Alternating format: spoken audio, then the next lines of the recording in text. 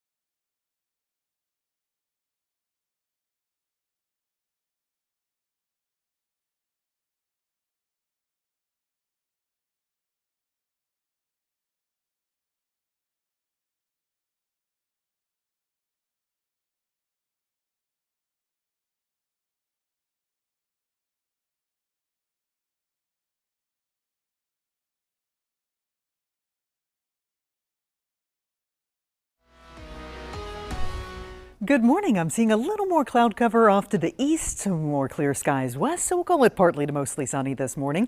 Nice start to the day, though. Not quite as cold as it was yesterday, but we are dry across the board. High pressure is anchored offshore, and that's going to be the dominant force in our forecast today.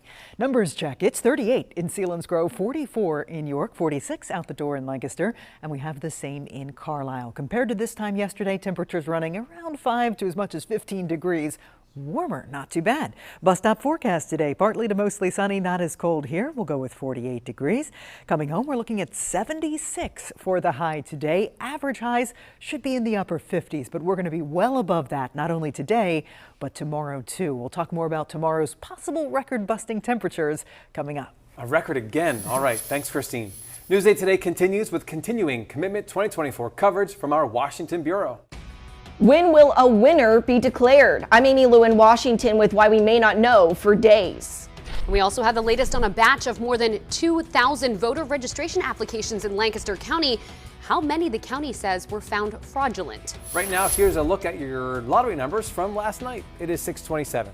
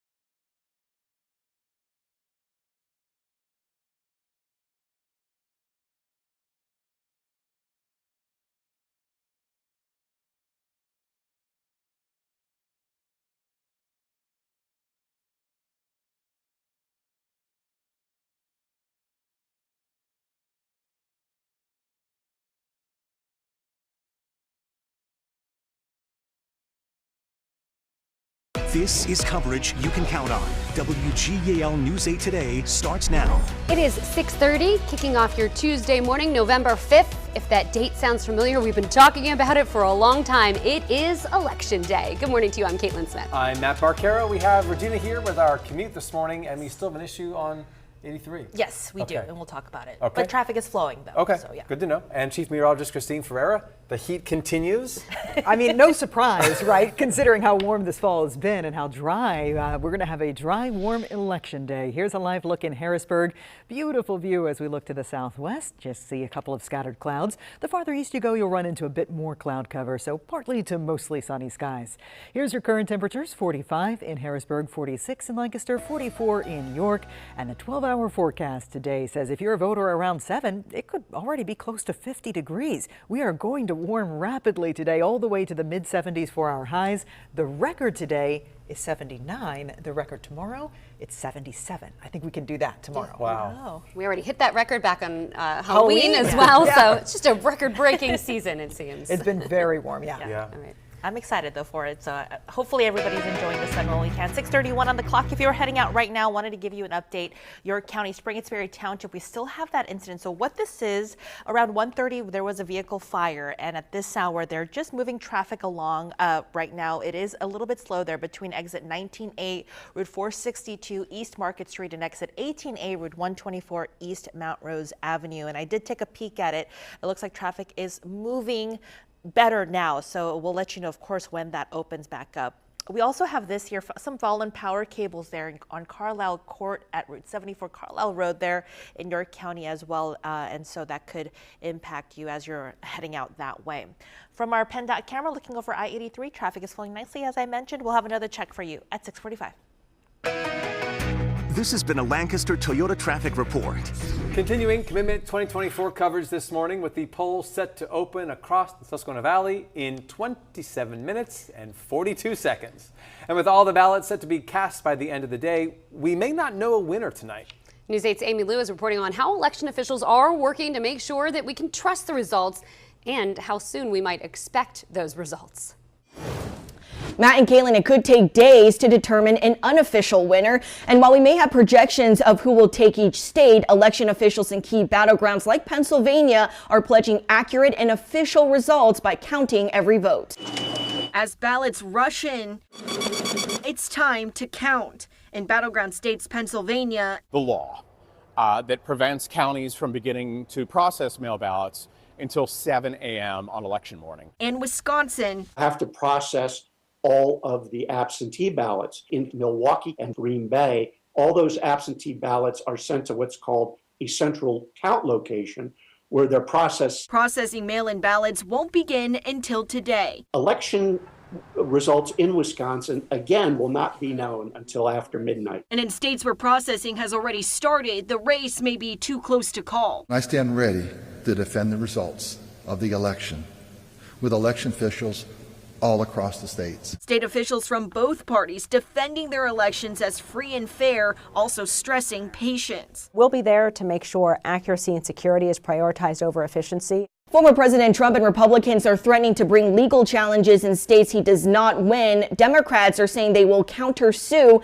ultimately delaying the official certification of results. In Washington, I'm Amy Lou, WGAL News 8. Thanks, Amy. Let's talk about mail-in ballots now, because the last update before the polls open from the Department of State of mail-in ballots show that about 440,000 mail-in ballots that were requested by voters in Pennsylvania have not yet been returned to their county election offices to be processed and counted. So if you still have your mail-in ballot, this is what you have to do today. If you requested a mail-in ballot, but you don't want to use it anymore, but you still want to vote, take both the ballot and the envelopes to your polling place today. Give it to your poll workers, and then you'll be able to vote in person as normal.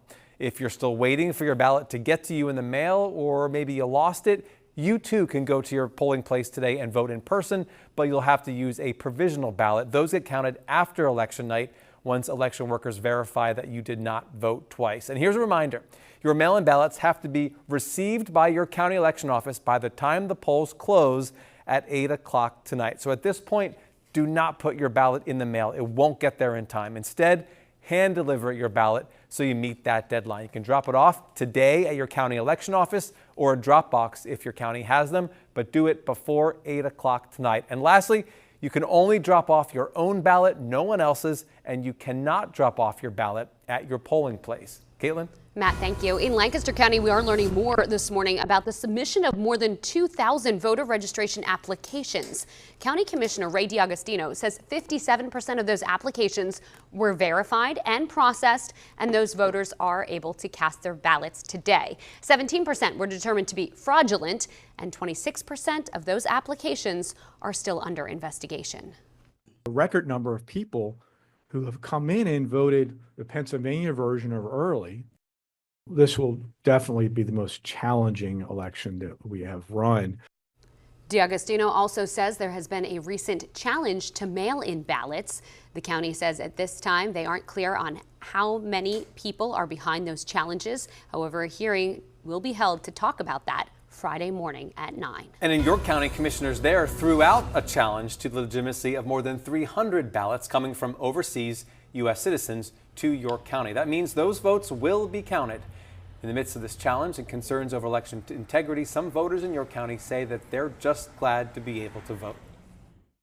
When I was younger, I definitely did not get involved in politics at all. So now to definitely be able to help to contribute to our country's future definitely makes me feel like I'm stepping up in the world. Glad I got that over with, because it'd be crazy tomorrow. And that tomorrow he's referring to is Election Day today. Election officials in York County project 77% of registered voters they expect will turn out for this election. And this morning we are hearing from Secretary of the Commonwealth, Al Schmidt. He says close races may take longer to be called because Pennsylvania obviously can't start counting those votes until 7 o'clock this morning. He does have concerns about misinformation regarding that. It does great harm. It dissuades people from voting because they think things are not being conducted on the level. And it leads to threats of violence and intimidation targeting our election workers. He says new equipment, though, may make counting faster and more efficient this year. And speaking of election misinformation, it's important to have access to accurate information today. The News 8's Jay Scott Smith is joining us from a polling place in Dillsburg in York County, talking about advocacy groups trying to make sure voters have everything they need. Jay? Yes, good morning, everybody. We are live here in Dillsburg, and actually the line is already starting to form outside of this polling place here in Dillsburg in York County. And people are obviously coming out here to vote. Security is one of the main concerns that they have, and not just security, but also their ability to be able to vote knowing that it will be counted. Now, there are a number of advocacy groups that are making sure that people will be able to get their vote counted, and that includes groups such as the Committee of 70, who we spoke with last week, as well as the ACLU.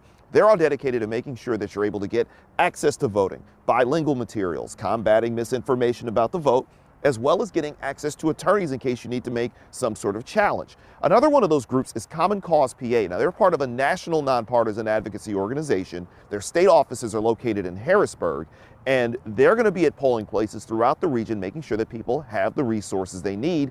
And one of those things was mentioned earlier by Matt, that's a provisional ballot. And that's when someone might need that in case there's an issue, say, with the discrepancy with your registration, or you had an issue with a mail-in ballot. You're entitled to vote a provisional ballot if you're an eligible voter, but there's an issue, maybe your name doesn't show up in the poll book, or you voted a mail-in ballot that had an issue with it. You are entitled to vote a provisional ballot. So no one should go away from a polling place today without having voted at least provisionally. Now, Common Cause also has a phone number that people can call as well. That's 866-OUR-VOTE. Again, that's 866-OUR-VOTE. Also, as you can see, people are lined up all the way out here as they're getting set to head into their polling place, and also be on the lookout for any advocacy groups that can also help you out and make sure that your vote gets properly counted. In Dillsburg, I'm Jay Scott Smith for WGAL News 8. All right, Jay, thank you. News 8 Today continues with Gabrielle Thomas live in East Hempfield Township in Lancaster County. Braver Angels is bridging the gap between Democrats and Republicans. I'll tell you why unity is so important to the group.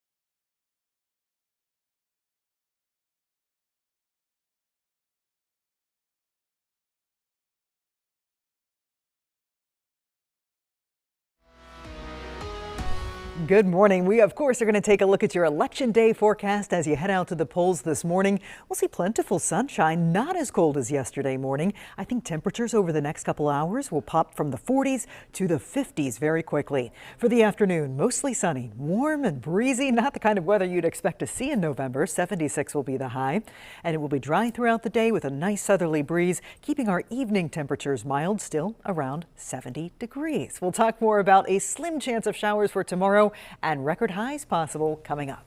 All right, Christine, thank you. Today, the nonprofit organization Braver Angels is pairing up what they call a red with a blue to show how people with different political views can still work together. It's a good message, especially on a day like today. News 8's Gabrielle Thomas joins us live at Woodcrest Villa in East Hempfield Township, Lancaster County, with a Republican and a Democrat. Good morning, Matt and Caitlin. Well, they are pairing a red voter with a blue voter just to let community members know that it's okay to have differences and different political views as long as you stick together and respect each other. Now I have Alyssa and Brad joining me this morning. Alyssa, I'm going to start with you. What is Braver Angels and what will you guys be doing today? Braver Angels is a grassroots organization. We try to teach people skills to be able to have civil conversations and try to understand each other. And today, Brad and I are here at Woodcrest Villa giving out red and blue cookies with our Braver Angels business card to try to encourage people to join and have those conversations. Thanks, Alyssa. And Brad, why is unity so important? Well, because we are all Americans, and irrespective of which party wins, we have to figure out a way to get along. And to us, today, unity is a cookie. All right, well, what a great way to bring people together. Woodcrest Villa will be open from 7 a.m. to 8 p.m. for you to cast your vote. Reporting live here in East Hempfield Township, I'm Gabrielle Thomas, WGAL News 8. Yeah, you catch more bees with honey. That's Maybe true. you catch them with That's cookies. true. Yeah, have everybody Cookie get can along. Start the conversation. All right. Thanks, Gabrielle. Next on News 8 today, the Boeing worker strike is now over. What's in the contract they just approved? But first, a live look over York. We've got the full storm team forecast in under 3 minutes.